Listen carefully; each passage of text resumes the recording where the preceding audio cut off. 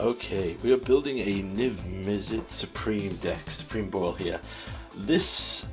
My audio failed, so this is post-commentary. So here's the first thing we're going to do. We're going to throw in 40 lands. Now, I'm choosing the cycles of the Triomes, the Check lands, and the Shock lands to cover all our basics.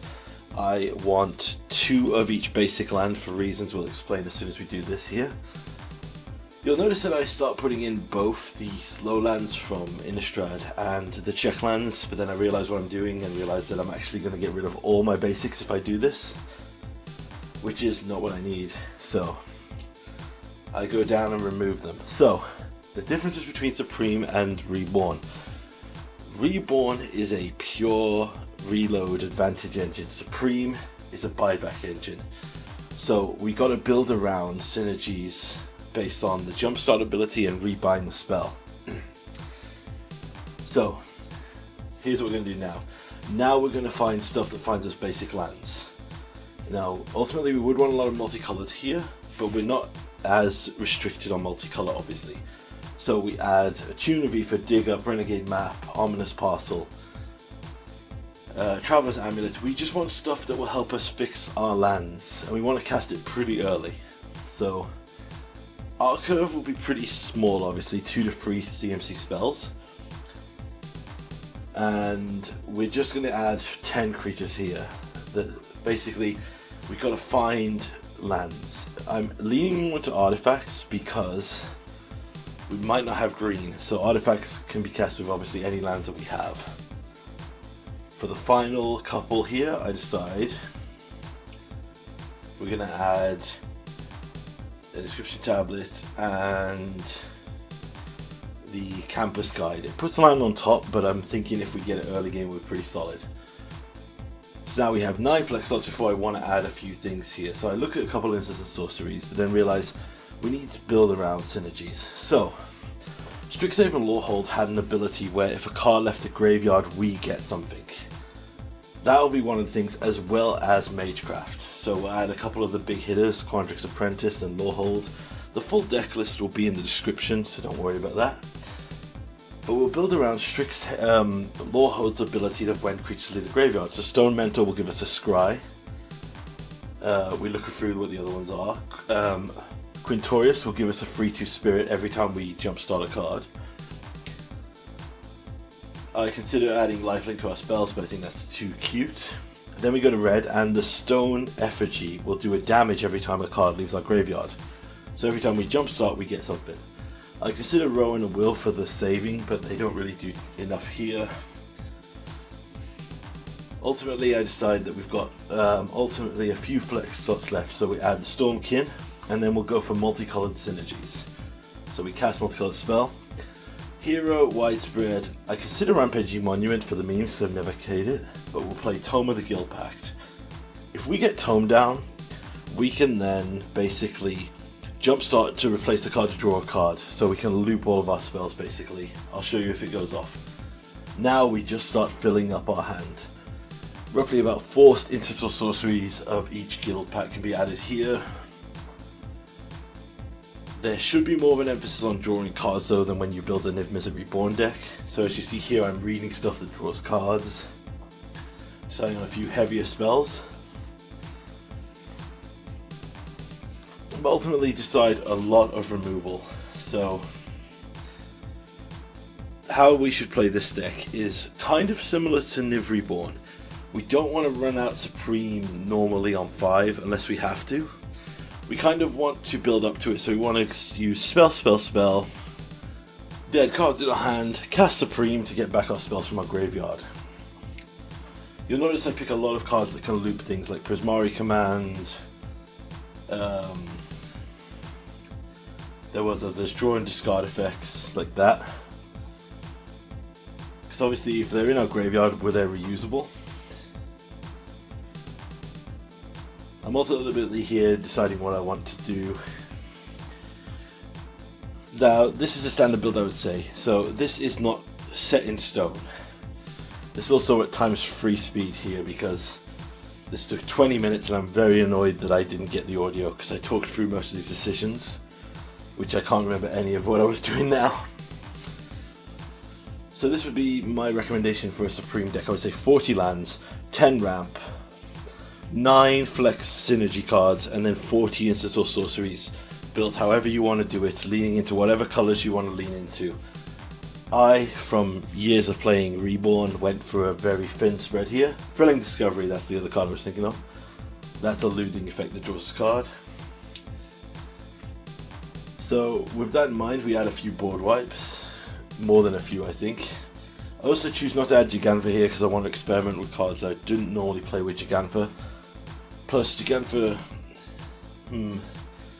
Gigantha could actually be pretty good. No, I'm not going to rebuild the deck with Gigantha. Anyway, this is how our curve is looking. We have a few more synergies left, so a few more cards left, so I choose to get anything that will draw us cards. So I add Channel Force, Expansion Explosion, and we're all good. And this is the final look of our deck. So let's jump into some games, see how it goes. Our first opponent here is against Torrent, Fist of Angels. This hand, interesting. We have Growth Spiral, which can go off, we can recast. Thrilling Discovery finds us cards, we can dump cards to recast later. We are missing lands, but you know, it's not the worst. Our opponent's probably a Selesnya creature deck, so this board wipe could be very essential. They play animation modules, so they're kind of a 1-1 counters deck, which is pretty cool. We top deck a land which lets us Growth Spiral immediately. I choose to get that done right we can. We find our Stonebound Mentor. So, whenever a card leaves your graveyard, so whenever a card is exiled from your graveyard, it triggers. Hey, we find a Hero of Precinct 1, which is pretty good. I choose to drop that now. And then I see what our opponent does here. I'm going to use Thrilling Discovery immediately. We can discard these 2 cards because they won't get any value here. Surprisingly, they actually had removal, which is interesting. I suppose they could have things, so we'll drop the Atakas and the Beginner New, because we can buy both of them back. Or do we drop the Stonebound? I can't remember. I choose to drop the Beginner New because we can cast that with our commander, well, our Brawl Star, whatever you call it. Solemnguard's command here is brutal, so they play 3 lands, so we get 5 mana here, so we find the Burning Effigy. Solemnguard's command, we kill Taurus with the --, and we bounce one of their lands back to their hand. This is sending them back to the Stone Age. Which is funny because we have Stone Mentor and Burning Effigy. Yeah, I'm not a comedian. Alright, so on their turn they tap for free. Drop us a Spore Weaver with Hexproof from blue. We can do better than that. We'll play Niv Mizzet Supreme, Hexproof from monocolored, and now we see we have all our Jumpstart cards available. We're going to wait to the untap here. They go up to 4. They drop Nelia the Keen-Eyed. We hit a land drop here, so we can drop a land. So I'm going to choose to play the Fuming Effigy here. So whenever a card leaves the graveyard, we're going to ping them for 1. Going to get in with Niv here. Hexproof isn't protection, so if they want to block with their mono blue creature, their blue protection creature, they can do it. So I have options here on what I want to do. So I'm actually going to use Flower. Or am I going to... yeah. So I'm going to use Flower here to get some basics out of our deck. This is a pretty cute synergy here. So, we get a Forest. Then we Jumpstart. Once I realise I've played my land for turn. We Jumpstart Flower from the graveyard. Discarding the Stone Mentor, because I'm not too worried about the Scry right now. Fuming Effigy pings them for 1. We get another land here. So this is 2 more cards that we can either pitch to Thrilling Discovery to draw more cards if we want. We'll just see what our opponent does. They play Taurus, Fist of the Angels again, and drop an Esper Sentinel to make a 1-1. Right, we can now get a Solemnguard's command here again with Jumpstart. So that's what we're going to do. And we can repeat again, we can kill Taurus and we can bounce their god to put back even more. So that, bounce the guard, pay the, discard a land, pay the 1 for the Esper Sentinel, ping them with the effigy, and at this point our opponent is just a year behind us, so they just concede. Pretty good showing for the first game of the match, first game with the new deck. It's not optimized by any means, but let's look at a few more while we're on. We're up here against the Soul of Windgrace. Hands questionable. We go for Mulligan.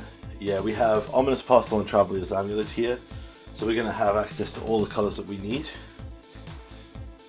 So I'm going to play this and get a Traveler's Amulet down. See what our opponent starts with. They're John lands. They play a red-green land. We shock in another land here and play Ominous Parcel. I'm playing a shock land because I can crack one of these artifacts if they have a way to kill an artifact. They might. Jund is very good for removing permanents. Opponent plays another land.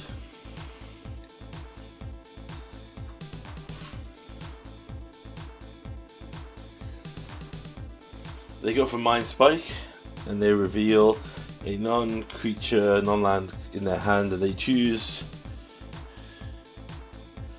So they discard this card, yep. They look at our hand, they get rid of our counterspell. We use our Traveler's Amulet. We got to use our Ominous Parcel here. But they, I believe they concede in response, because I think they read Niv Mizzet and realise that all their discard is pointless because our Niv can just cast them from the graveyard. So they literally just concede to, which is the weirdest thing to me. This was an example. There was a few more games like this where opponents just didn't seem to get their God 7 or didn't get their didn't get their land drop or kept a sketchy 7 and just conceded super early. Ah yes, here we have Mono Black, Master of Pranks. If we can resolve a Niv against a monocolored deck, it's pretty much game over.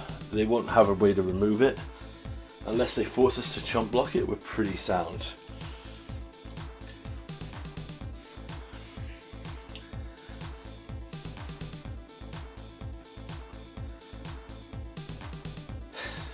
Very slow player here. Right. We don't have green here. This is really fun cards, but we don't have a green, so it's risky, but I kind of want to keep it. And of course I'm rewarded. I'll immediately choose a land here, see what land we hit. We hit another land that finds us all of it, so we now have all our colours, and we're pretty sorted here. Problem is playing that green kind of set us back, but I'd rather get it out of the way in case they do have like a duress effect. They play a Phyrexian Vindicator, so this is very clearly a aristocrat style mono black deck. They go to free, drop a Bontu's Monument, so everything they've got now is cheaper. We hit for 2. Shock in a land here. Gonna choose Angrass Rampage. Make them sack their creature. It's a they get a scry, so it's something I just don't want them to have particularly if they're an aristocrat sacking deck. Alright, next one.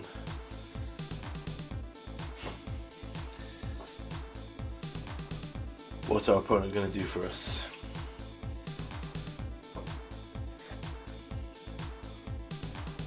Here comes the Rankle. We get drained for now. Yeah, maybe we should have took out the Bontu's Monument. They play a Pride of the Swarm. In hindsight, knowing how the match goes, definitely Bontu's Monument was probably the correct choice. Rankle's trigger goes on the stack. They cause us to draw a card.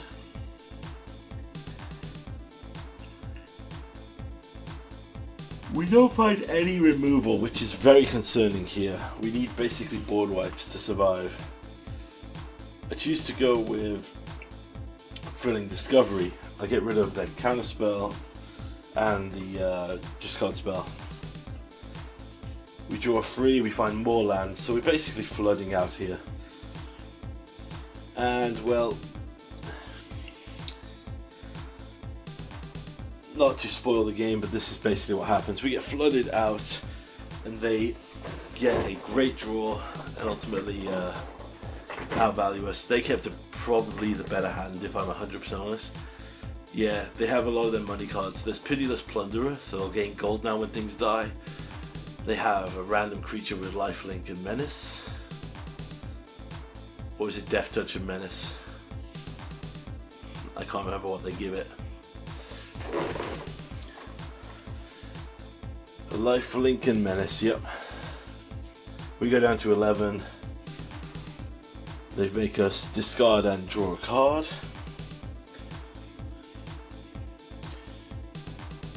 Eventually. There we go. Discard a land here, because no reason. We draw another land. We draw a Widespread Thievery here. Play a land. I'm going to play the Niv Mizzet here because he's a good blocker. He lets us rebuy back some of our disguised spells if he survives. Well, he probably will survive because I doubt they're going to board wipe. However, they hit and hide with the Eye Tyrant and find an Aristocrat. So we're down to 9 now, and every time we kill someone we go down lower. We have to block the Rankle because if they get the sack a creature trigger off, we're pretty much dead. Right, we block. We go down to 6. Then we go down to 5 from the Falconrath Noble. So we can gain life with Thrilling Discovery, but ultimately we need to hit a board wipe and we need to gain life.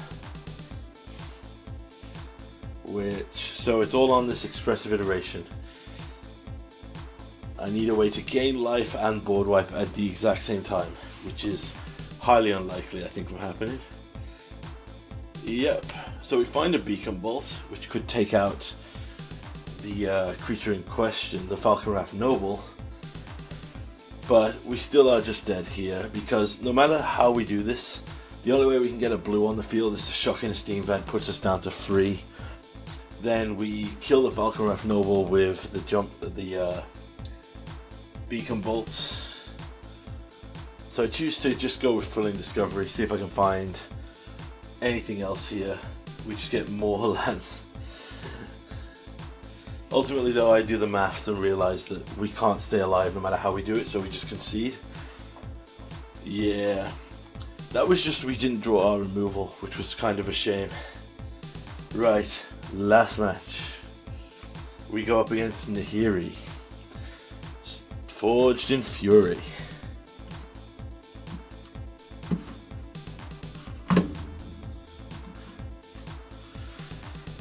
This has the epitome of the oh my god, I wish we had a mountain, or oh my god, I wish we had X. This is the classic, ooh, if we just had X we'll be okay. This hand is better though. So what I want to do here is I have 2 ways to find lands, and I have a Quandrix Apprentice. They start with a Hedgewiz Mask. Death Sprout's a good shout. So we'll play the Glacial Fortress here, because it lets us get some stuff down. On to our opponents. Pass this back. So, in response we're going to play the Quandrix Apprentice.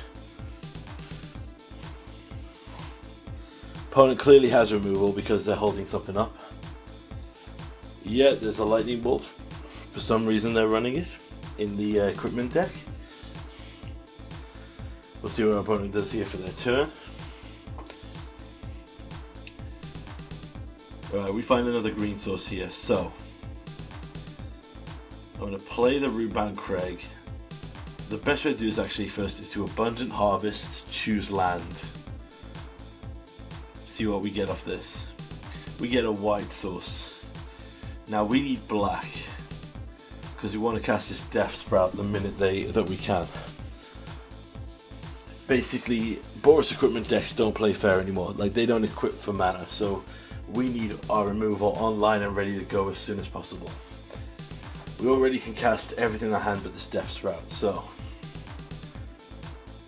We're going to see what our opponent does here. Play another land. They play a Boar Hammer, which lets them equip their first spell for free. So they get +1/+1 and can't be blocked by creature with power 4 or greater. I'm going to just strike this to kill it down. I choose to play this, which was a mistake in hindsight, because I really should have played probably the Isolated Chapel to have double red black up. So on our opponent's turn they play Nahiri, Forged in Fury. We pass for turn here. I choose to play a Stonebound Mentor here. Let's see what our opponent does. They haven't run out any more equipment, yeah, so they have more removal. They go for swords to plowshares. They have a Shram. And they play a Dueling Rapier, which they equip to Nahiri immediately, so she can attack, exile a card, give them a draw. They find a creature that basically says, what if it hits you, proliferate. When it dies, it does power damage to its power equal to target. So I choose to play the land that I know about. I'm going to Death Sprout now in case they have protection here. So we're going to kill the Nahiri, get a basic land onto our field.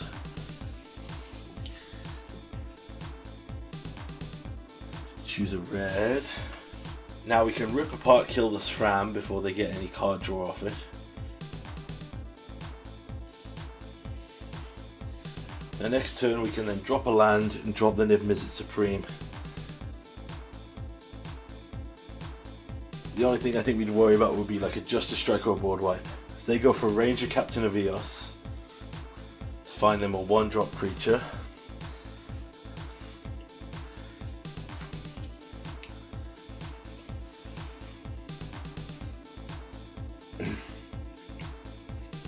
They find the Fervent Champion. Play that. They get to equip their all their creatures on it for free. Fortunately, they don't have Nahiri though, so they can't do anything too crazy here. They're going to hit us for 5 though.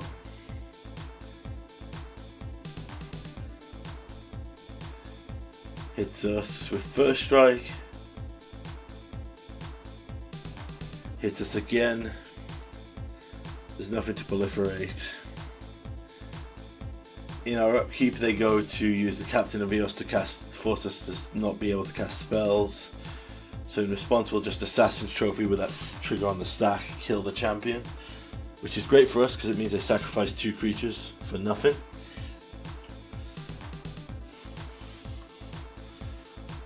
The key thing here is that we stop the Nahiri as much as possible. Boris's big weakness, as you know from Commander, is card advantage. So if we can just force them to, well, we got to stabilize first. So let's just force them to take their time here. We draw a card, we get a Quandrix command. So I'm going to cast the Niv-Mizzet Supreme here, which is going to give us back all our spells from our graveyard here. They're up to 6 mana here, so they could Nahiri. They drop a Mox Amber. Play a Lizard Blades. They have 1 card left in hand.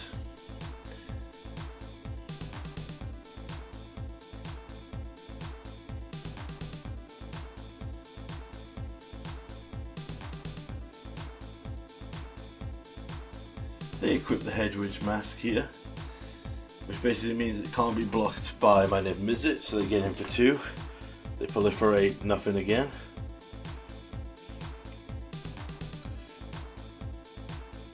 Further Discovery is great, but we can't actually activate it right now.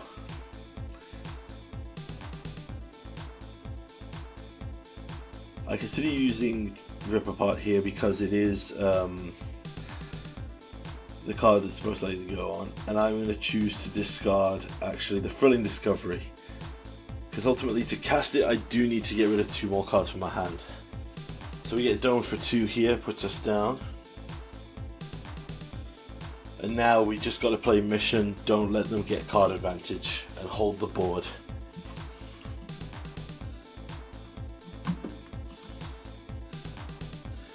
They recast in the Nahiri here. Move to equip. Equip the Nahiri. So in response, I choose the Death Sprout because it lets us get another card out. So we got to play the Quandrix command into the graveyard. It feels really good though because we're not technically losing it because we can just recast it. We get another basic. Then Nahiri, even with their reduction, is still stupidly expensive. And we find Tome of the Guild Pact. So this is the synergy I talked about here. If we can resolve this and survive a turn, whenever we jumpstart we'll be drawing a new card, which could then jumpstart a different card in the graveyard. So it essentially lets us, turns our jumpstart spells into cantrips because we'll always draw another card to jumpstart, or pay the jumpstart effect. So we go for it here.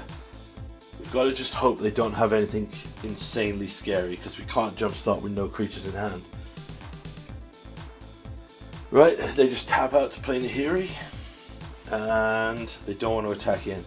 So we find an Anguished Unmaking here. So, still don't feel comfortable swinging out because our opponent could just do anything crazy. But what we can do is demonstrate this combo. So, we use Justice Strike from the graveyard, discarding the Anguished Unmaking. Tome Pack draws us Flower Flourish. Which lets them put Nahiri back into the command zone, now costing like 50 mana. Right, we get to pass now. The double strike is definitely something we'll deal with eventually, but we've got to play it safe. They try to play out Plate Armor here, which would give their creature ward 1. So I choose to use Quandrix Command here. Counter Artifact or Enchantment. And then I choose to... I was thinking about shuffling cards from their graveyard in, but I choose to just pump up our Niv here, just in case we need to get more beefy defense on it. We discard the Flower Flourish. Tome of the Guild Pact draws us our next card, which could let us jumpstart again. We find a land here. Niv goes up to 7.